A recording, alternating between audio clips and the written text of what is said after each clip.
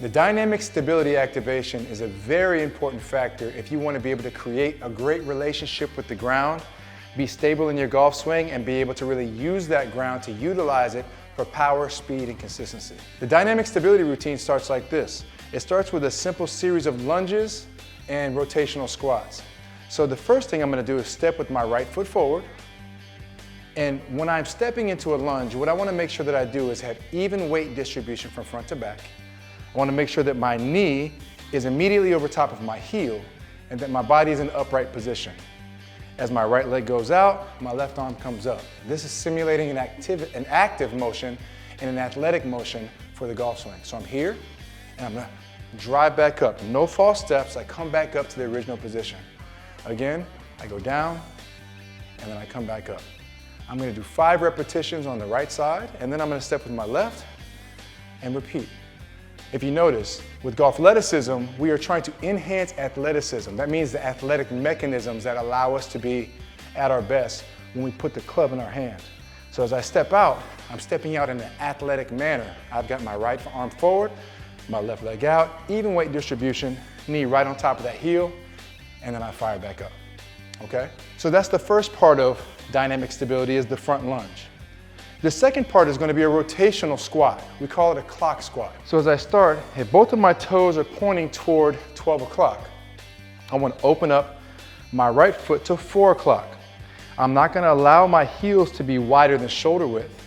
I'm going to point my toes out, one toe pointing at 12, one toe pointing at 4. And as I touch here, I'm going to squat down, keeping the knees wide and keeping the chest up. So I get my hips below my knee with good posture. And as I step up, I'm going to step up into rotation so that now not only am I working external rotation on the bottom, but I'm coming up and working left hip internal rotation. That's something that I'm going to need to have access to when I start swinging the club. So again, opens up, smooth, 4 o'clock, hips low, chest up, good posture, step up, internal rotation on that side. And of course, we'll do the same thing on the other side. If my toes now are pointed at 12 this way, open up to 8 o'clock, knees wide, come down, and as I step up, I'm using internal rotation of my right hip. Open up, good smooth motion, no false moves, step up and across, straighten that leg, and use that internal rotation. Typically for a right-handed golfer, they're going to have less internal rotation on the right side, more on their left. And vice versa for a left-handed golfer. So we must work both of those sides to make sure we maintain a good neuromuscular balance.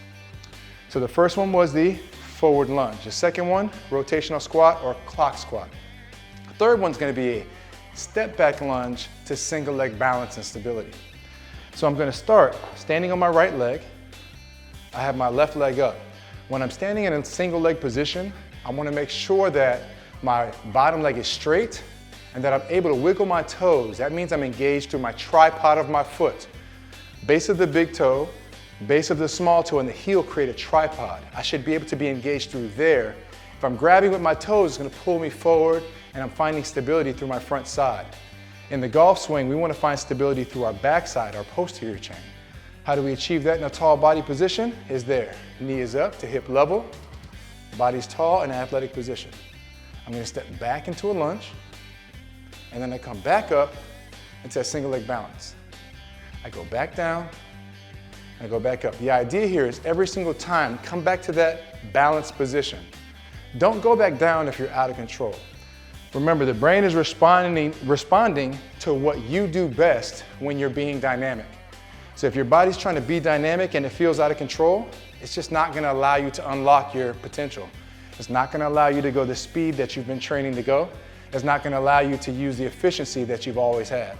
You want to make sure that you can activate the balancing mechanisms so that in this dynamic stability routine, it unlocks your opportunity to move as fast as you can, but still be under control. Obviously, we're going to do the same thing with the other side. I'm going to step back, up into a single leg balance. Every single time. If you're not good at single leg balance, get better. The better you are at balance, the more speed, more power, and more control and consistency you're going to have. One more time, down, and then back up. Every single time, come to that full and complete balance. Now finally, this is going to be the opposite hand toe touch.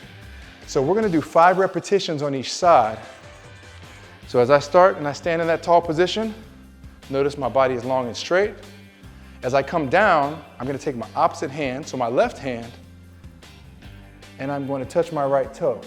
If you notice my leg is long and straight in the back, I'm not touching the ground, under control, smooth back to the top, and find your balance every single time. Again, I'm gonna go down, my hips move back and down, I touch, slight hold, and back to the top. And then we will do the same thing, opposite side. I'm gonna come down, my right hand is gonna touch my left toe, and back to the top. You do 5 reps on each side. Now, remember, if you're a right-handed player, you should have better single leg balance on your left side because that's where we finish and spend most of our time. If you're a left-handed player, you should have better balance on your right side. That doesn't mean there should be a distinct difference between the two, right? We want to prevent injuries just as much as improve performance. You're going to get more injuries from having a dramatic imbalance than just being bad on both sides, right? So we want to use these as an activation routine, which allows us to incorporate this into the daily routine to improve our balance and stability. This dynamic stability routine is going to start to unlock some of your speed, power, and most important, consistency in your golf game.